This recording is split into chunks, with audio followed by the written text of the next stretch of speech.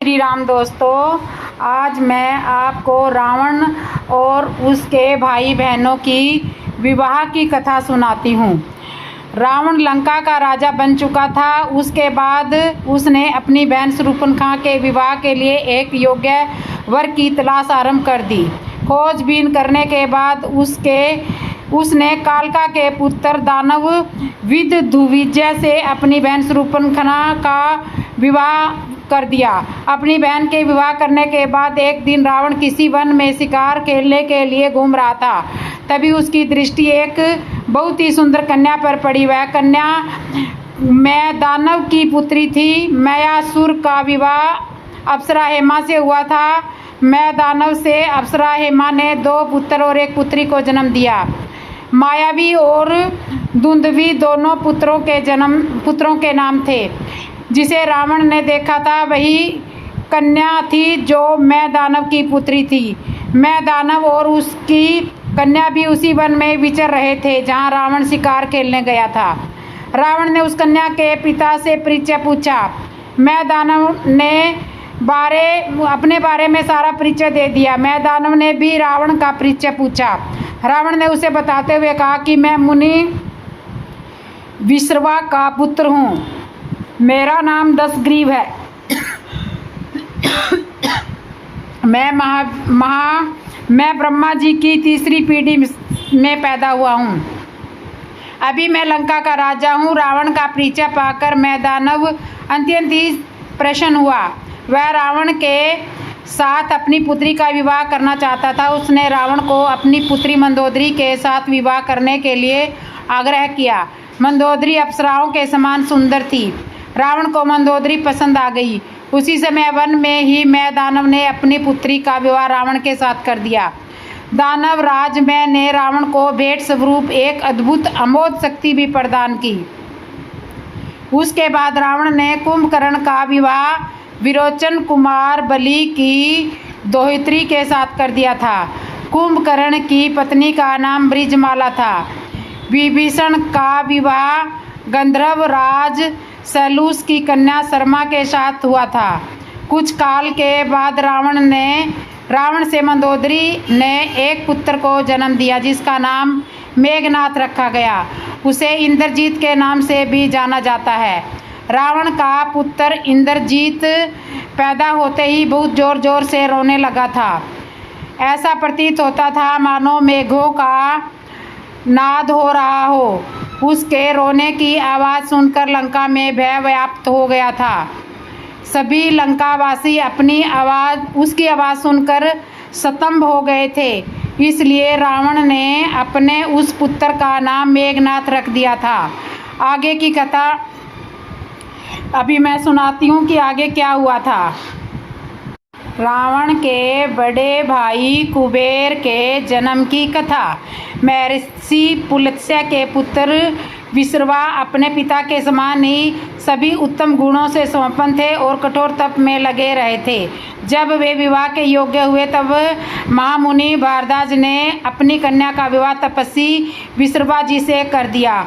फिर कुछ समय के बाद विश्रवा को पत्नी ने एक अद्भुत और पराक्रमी पुत्र को उत्पन्न किया। उस पुत्र में ब्राह्मणों के सभी गुण विद्वान थे। उस पुत्र के जन्म के बाद पितामह पुलत्स्य मुनि ने अपनी दिव्य दृष्टि से देखा तो पाया कि उस बालक में संसार का कल्याण करने की क्षमता विद्वान है। यह बालक बड़ा होकर धन का स्वामी बनेगा। ऐसा कहते हुए पुलत्स्य मुनि ने अपने पुत्र अर्थात अपने नाती का नाम वैश्रवण रख दिया। वैश्रवण को ही कुबेर के नाम से जाना जाता है। ब्राह्मण पुत्र वैश्रवण अर्थात कुबेर ने वन में जाकर हजारों वर्षों तक कठोर तपस्या की। वे तपस्या में इतने लीन हो गए थे कि वे आहार के रूप में केवल जल पीकर ही तपस्या में लगे रहे। उसके बाद जल का भी त्याग कर दिया और केवल हवा पीकर ही कठोर तप में संलग्न रहने लगे। और केवल आगे चलकर तो उन्होंने हवा का भी त्याग कर दिया। इस तरह उन्होंने हजारों वर्षों तक कठोर तप किया। तब जाकर उनकी तपस्या से प्रसन्न होकर ब्रह्मा जी उनके सामने प्रकट हुए। उन्होंने कहा कि हे वैष्णव, मैं तुम्हारे तप से प्रसन्न हूँ, मांगो तुम क्या वर मांगना चाहते हो। तब वैष्णव अर्थात कुबेर ने ब्रह्मा जी से कहा कि मैं इस संसार की रक्षा करना चाहता हूँ, इसलिए मैं लोकपाल बनना चाहता हूँ। इतना सुनकर ब्रह्मा जी ने भी तथास्तु कह दिया। फिर ब्रह्मा जी ने वैश्रवण को समझाते हुए कहा कि अभी तक 3 लोकपाल हैं, यम, इंद्र और वरुण। इन्हीं तीनों को लोकपाल के पद प्राप्त है, लेकिन अब मैं चौथे लोकपाल की सृष्टि रचने जा रहा हूँ और यह चौथा लोकपाल का पद तुम्हें ही को प्राप्त होगा। इसलिए हे वैष्णव, तुम इस पद को ग्रहण करो और अक्षय निधियों के स्वामी बनो। अब इस जगत में 3 इन्हीं बल्कि 4 लोकपाल होंगे, इंद्र, वरुण, यम और चौथे तुम। ऐसा कहते हुए ब्रह्मा जी ने विश्रवा के पुत्र वैश्रवण को पुष्पक विमान भी भेंट किया और कहा कि हे पुत्र, इस पुष्पक विमान में बैठकर तुम देवताओं के समान कहीं भी जा सकते हो। वैश्रवण की कठोर तपस्या से ब्रह्मा जी इतना अधिक प्रसन्न हुए थे कि ब्रह्मा जी ने वैश्रवण को 2 वर दिए थे और उसके बाद वहाँ से चले गए। 2 वरदान प्राप्त करके कुबेर अपने पिता के पास पहुँचे और कहा कि मैंने कठोर तप करके पिता में ब्रह्मा जी को प्रसन्न किया था। तब उन्होंने मुझे एक के स्थान पर 2-2 वरदान प्रदान किए। इसके बाद वैश्रवण ने अपने पिता से कहा कि पितामह ब्रह्मा जी ने मुझे 2 वरदान तो दिए हैं, लेकिन ब्रह्मा जी ने मुझे रहने के लिए कोई स्थान नहीं दिया था। इसलिए हे पिताजी, मुझे कहाँ रहना चाहिए? मेरे योग्य कोई स्थान हो तो मुझे खोज कर बताइए। हे पिता श्री, वह स्थान ऐसा होना चाहिए जहाँ रहकर किसी प्राणी को किसी प्रकार का कष्ट ना हो। अपने पुत्र की बात सुनकर विश्रवा मुनि ने कुबेर से कहा कि तुम दक्षिण दिशा में समुद्र के तट पर एक त्रिकुट नामक पर्वत है, उसके शिखर पर एक बहुत ही सुंदर और विशाल पुरी स्थित है। वह पुरी देवराज इंद्र की अमरावती पुरी के समान ही सुंदर है। उसी पुरी का नाम लंका है। उस लंकापुरी को विश्वकर्मा ने राक्षसों के रहने के लिए बनवाया था। उस पुरी की 4 दीवारी सोने की बनी हुई है। वह पुरी यंत्रों और शस्त्रों से सुरक्षित है, इसलिए तुम शीघ्र ही उस पुरी में जाकर अपना निवास स्थान बना लो। पुराने समय में जो भी राक्षस वहाँ पर रहते थे, वे भगवान विष्णु के भय से उस लंकापुरी को छोड़कर भाग गए थे, इसलिए वह लंकापुरी अभी खाली है और उसका अभी कोई स्वामी भी नहीं है। इस प्रकार अपने पिता की आज्ञा पाकर कुबेर लंकापुरी में रहने के लिए चले गए। कुबेर के निवास करने के थोड़े ही दिनों बाद उस पुरी में फिर से शक्तिशाली राक्षस रहने के लिए लौट आए और कुबेर को अपना राजा मानकर लंका में आनंदपूर्वक रहने लगे। कुबेर समय समय पर अपने पुष्पक विमान पर बैठकर अपने माता पिता से मिलने आते रहते थे। उसके बाद रावण के बड़े भाई कुबेर का इस तरह से जन्म हुआ। विभीषण ने श्री राम के पास जाकर रावण के क्या क्या रहस्य बताए। जब रावण ने विभीषण का तिरस्कार कर दिया तो विभीषण ने श्री राम के पास जाने का निश्चय किया। विभीषण अपने 4 सेवकों के साथ आकाश मार्ग से समुद्र के उस किनारे पर पहुंचे जहां श्री राम रुके हुए थे। विभीषण को 4 सेवकों के साथ आते हुए वानरों ने देखा। उन्होंने सुग्रीव को सूचित कर दिया कि सभी प्रकार के अस्त्र शस्त्रों से सुशोभित 5 राक्षस आकाश मार्ग से हमारी तरफ आ रहे हैं। सुग्रीव ने सभी वानर योद्धाओं को सावधान रहने की आज्ञा दे दी। वानर उन 5 राक्षसों को ध्यानपूर्वक देख रहे थे। तभी विभीषण अपने 4 सेवकों के साथ आकाश में ही खड़े हो गए। उन्हें भी इस बात का डर था कि कहीं वे वानर मुझे रावण का हितैषी ही ना समझ बैठे, इसलिए उन्होंने सभी वानरों को संबोधित करते हुए उच्च स्वर में कहा कि हे वानर योद्धाओं, मैं उस दुराचारी अत्याचारी राक्षस राज रावण का छोटा भाई विभीषण हूँ। मैंने अपने बड़े भाई रावण को बहुत समझाने की कोशिश की। वह पूरे सम्मान के साथ जनक नंदिनी को श्री राम के पास भेज दे, लेकिन उसने मेरी एक भी बात नहीं मानी। भरी सभा में उसने मेरा अपमान कर दिया और लंका छोड़कर जाने के लिए भी कह दिया। इसलिए मैं अब अपने परिवार को लंका में ही छोड़कर श्री रघुनाथ जी की शरण में आया हूँ। आप सभी लोग शीघ्र ही श्री राम को मेरे आने की सूचना दे दो कि मैं रावण का छोटा भाई विभीषण शरणार्थी बनकर उनके सामने उपस्थित होना चाहता हूँ।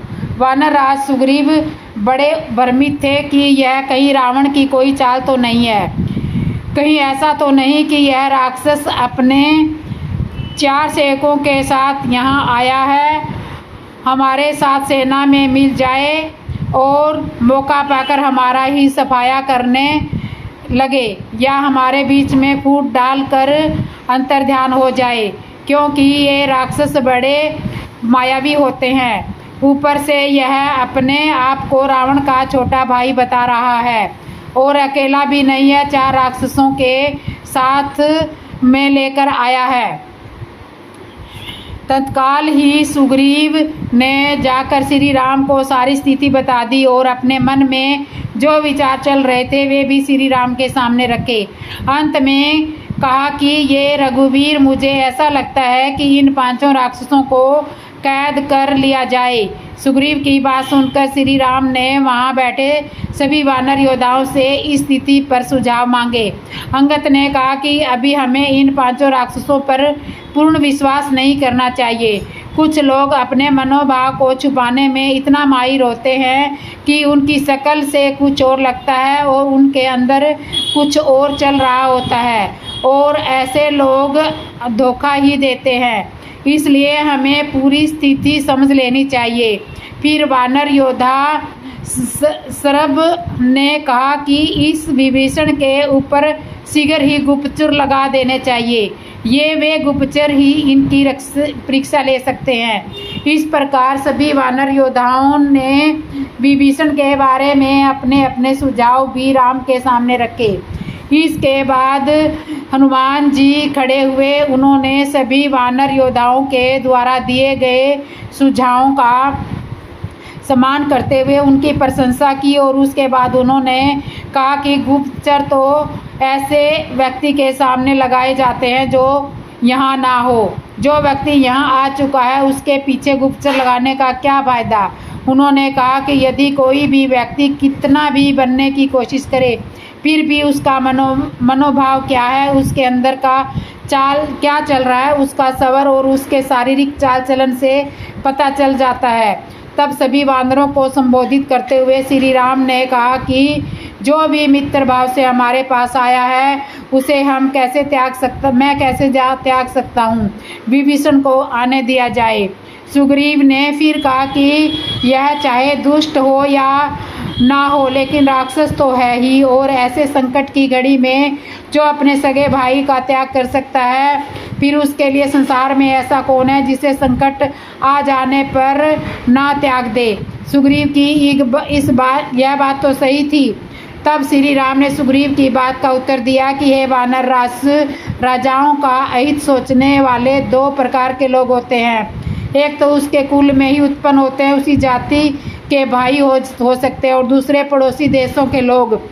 ये दोनों प्रकार के विरोधी समय आने पर राजा पर आक्रमण कर देते हैं। इसलिए हो सकता है कि विभीषण ने रावण को धर्म के मार्ग पर चलने के लिए समझाया हो, लेकिन उसने विभीषण को त्याग दिया हो और इसी कारण भविष्य में अपने भाई से सुरक्षित रहने के लिए यह हमारे पास आया हो। श्री राम ने सभी वानर योद्धाओं को संबोधित करते हुए कहा कि राक्षसों में भी बहुत से राक्षस बड़े विद्वान और योग्य होते हैं। ऐसे लोग मित्र होने पर बहुत लाभ पहुंचाते हैं, इसलिए विभीषण को अपने पक्ष में मिला लेना चाहिए, यह बुरी बात नहीं है। श्री राम ने कहा कि हे सुग्रीव, इस संसार में सभी भाई भरत जैसे नहीं होते और सभी पुत्र मेरे जैसे नहीं होते और सभी मित्र हमारे समान नहीं होते। उसके बाद श्री राम ने सुग्रीव को अनेक शास्त्रों वक्त बातें बताई और अंत में विभीषण को शरण में लेने का निर्णय हुआ। फिर सभी वानर योद्धाओं सहित श्री राम उस स्थान पर पहुंचे जहां विभीषण अपने 4 सेवकों के साथ आकाश में ही खड़े थे। जैसे ही श्री राम को उन्होंने अपनी तरफ आते हुए देखा, वे अपने 4 सेवकों के साथ उतरकर श्री राम के चरणों में गिर पड़े और अपना परिचय देकर रावण के साथ घटित हुई सारी घटना के बारे में श्री राम को बता दिया। तब श्री राम ने विभीषण से कहा कि मुझे राक्षसों के बल के बारे में विस्तार पूर्वक बताओ। विभीषण ने बताया कि ब्रह्मा जी ने मेरे बड़े भाई रावण को यह वरदान दिया है कि मनुष्य को छोड़कर कोई भी उसका वध नहीं कर सकता। मुझसे बड़ा और रावण से छोटा अर्थात बीच का भाई कुंभकर्ण है, वह बहुत तेजस्वी और पराक्रमी है। प्रहस्त रावण का सेनापति है, उसने कुबेर के सेनापति मणिभद्र को पराजित किया था। हे रघुनाथ, मेरा जो भतीजा अर्थात रावण का पुत्र इंद्रजीत है, उसने अग्निदेव को प्रसन्न करके ऐसी शक्ति प्राप्त की है कि वह युद्ध में कभी भी अदृश्य हो सकता है और अदृश्य होकर शत्रुओं का प्रहार कर सकता है। उसके बाद विभीषण ने बताया कि रावण के पास इच्छा अनुसार रूप धारण करने वाले 1 खरब राक्षसों की सेना है। तभी श्री राम ने विभीषण को संबोधित करते हुए कहा कि हे विभीषण, रावण सहित उसके सभी हितैषी और उसकी सेना को मार कर मैं तुम्हें लंका का राजा बनाऊंगा। अब रावण कहीं भी जाकर छुप जाए, वह मेरे हाथों से नहीं बच सकता।